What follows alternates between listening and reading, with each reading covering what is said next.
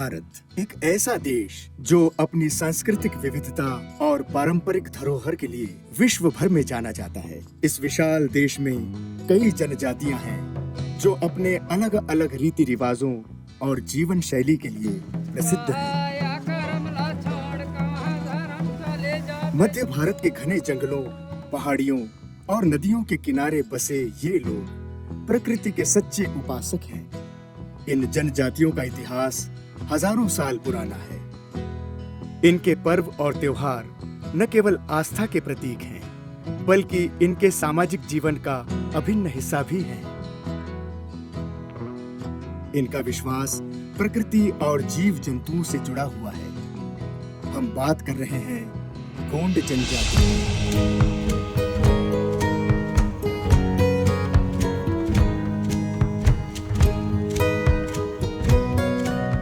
ये कहानी है एक ऐसे समुदाय की जो प्रकृति की लय के साथ सांस लेता है, जहां जंगल इनका घर है और मिट्टी इनकी मां।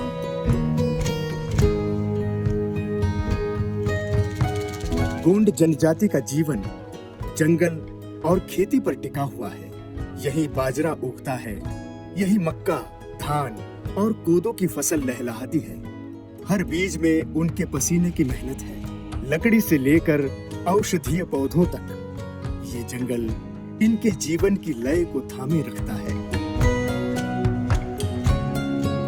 गोंड समुदाय में दसरा पूजा की भी गहरी मान्यता है। इस खास अवसर पर पूरा समुदाय एकत्रित होकर विशेष अनुष्ठान करता है। अपने देवता को प्रसन्न करने के लिए वे उन्हें मुर्गे की बलि अर्पित करते हैं और प्रार्थना करते हैं कि उनके देवता उन्हें अच्छी फसल और सुरक्षित जीवन प्रदान करें।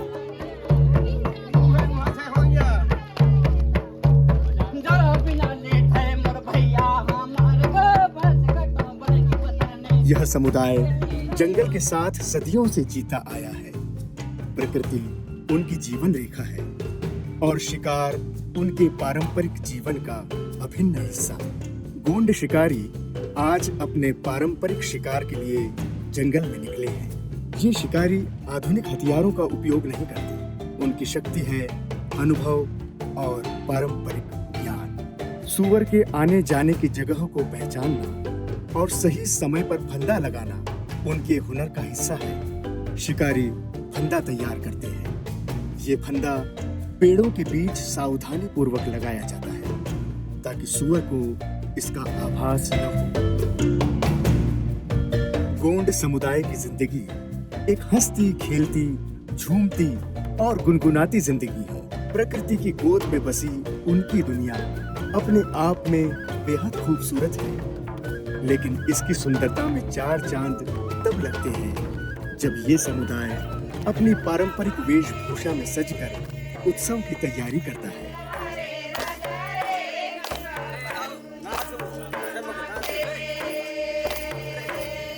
हर उत्सव की जान है उनके पारंपरिक वाद्य यंत्र ढोल और मांदल। जैसे ही ढोल और मांदल की थाप गूंजती है, शुरू होता है सैला नृत्य।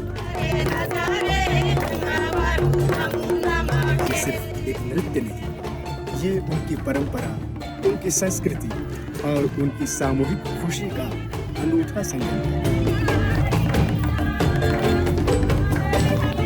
पारंपरिक उत्सव गोंड समुदाय के लिए एक मनोरंजन का माध्यम जरूर है, लेकिन असली खुशी तब मिलती है जब इस समुदाय में एक नया जीवन जन्म लेता है।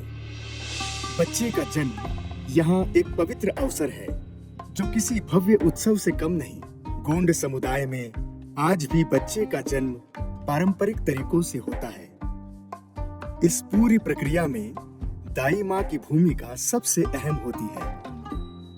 बच्चे के जन्म के साथ ही शुरू होते हैं कई पारंपरिक अनुष्ठान। ये अनुष्ठान न केवल बच्चे की सुरक्षा और अच्छी सेहत के लिए किए जाते हैं, बल्कि ये विश्वास किया जाता है कि इनसे बच्चा दीर्घायु और स्वस्थ रहेगा।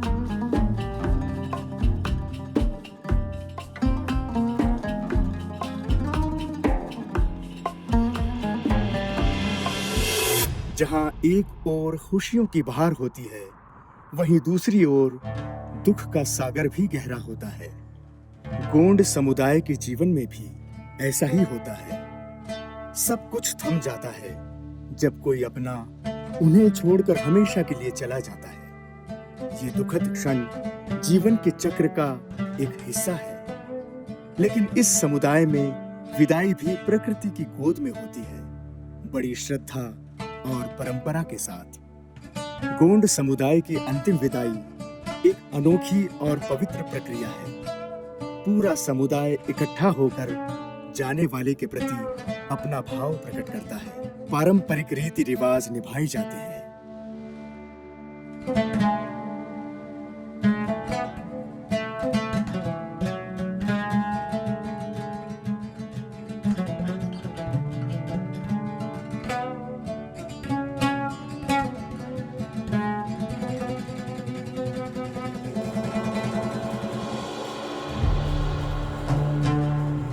अंतिम संस्कार पूरा होने के बाद सभी नदी या तालाब के किनारे जाकर स्नान करते हैं। ये स्नान खुद को पवित्र करने का प्रतीक है। इसके बाद लौटने का समय आता है। गांव में प्रवेश करने से पहले समुदाय के मुखिया एक महत्वपूर्ण रस्म निभाते हैं। मुखिया सबसे आगे चलता है और गांव के द्वार पर एक लाठी जमीन पर टिकाकर खड़ा करता है। ये लाठी एक प्रतीक है शुद्धता और सामूहिक सुरक्षा की। फिर एक एक कर समुदाय का हर सदस्य उस लाठी को छूता है और उसके बाद ही गांव के भीतर प्रवेश करता है। ये परंपरा मृत्यु के प्रभाव से मुक्ति पाने और नई शुरुआत का प्रतीक है। ये अनोखी परंपरा गोंड समुदाय के जीवन दर्शन को दर्शाती है। मृत्यु के तीसरे दिन को यहाँ रोटी कहा जाता है। इस दिन पूरा गांव एकत्रित होता है। ये विदाई की आखिरी रस्म होती है, जहाँ जाने वाले की आत्मा को शांति देने और उसके जीवन का उत्सव मनाने की परंपरा है। रोटी के इस अवसर पर समुदाय के लोग नाच गाने और सामूहिक भोज का आयोजन करते हैं। हर कोई अपने पूर्वज की स्मृति में मिलकर इस रस्म में भाग लेता है। ये सिर्फ एक अनुष्ठान नहीं, बल्कि एकता और सामूहिक भावना का प्रतीक है। गोंड समुदाय के लिए ये रस्म दुख को साझा करने और सामूहिक रूप से उस दुख से उबरने का एक माध्यम है। भोजन को प्रसाद के रूप में बांटकर वे न केवल आत्मा की शांति की प्रार्थना करते हैं, बल्कि अपने रिश्तों को और भी मजबूत करते हैं।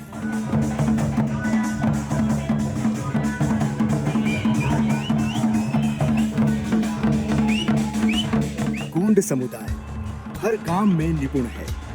उनकी जीवन शैली भले ही सरल हो, लेकिन उनके जीवन जीने का तरीका गहरी समझ और परंपराओं से भरा हुआ है।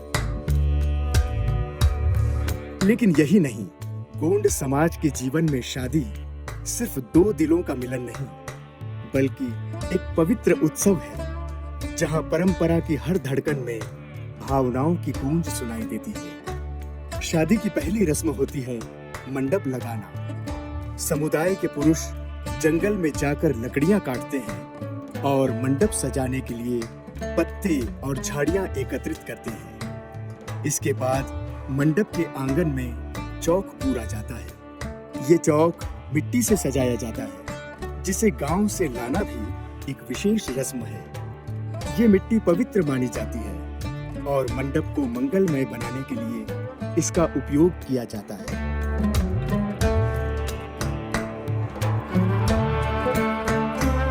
इसके बाद आती है हल्दी की रस्म, शादी का सबसे रंगीन और मनमोहक हिस्सा। परंपरागत तरीके से दूल्हे को हल्दी लगाई जाती है। हल्दी की ये रस्म न केवल दूल्हे को शुद्ध करती है, बल्कि इसे शुभता और अच्छे स्वास्थ्य का प्रतीक भी माना जाता है।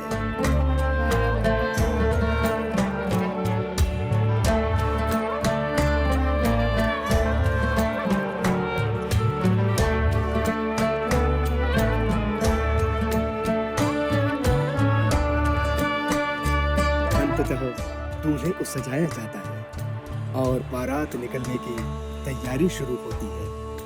पूरे उत्साह और उमंग के साथ बारात दुल्हन के घर की ओर प्रस्थान करती है। गोंड समुदाय की ये विवाह प्रक्रिया अपने आप में एक अद्भुत सांस्कृतिक संगम है, जहां हर रस्म, हर परंपरा उनके समृद्ध जीवन दर्शन की झलक देती है।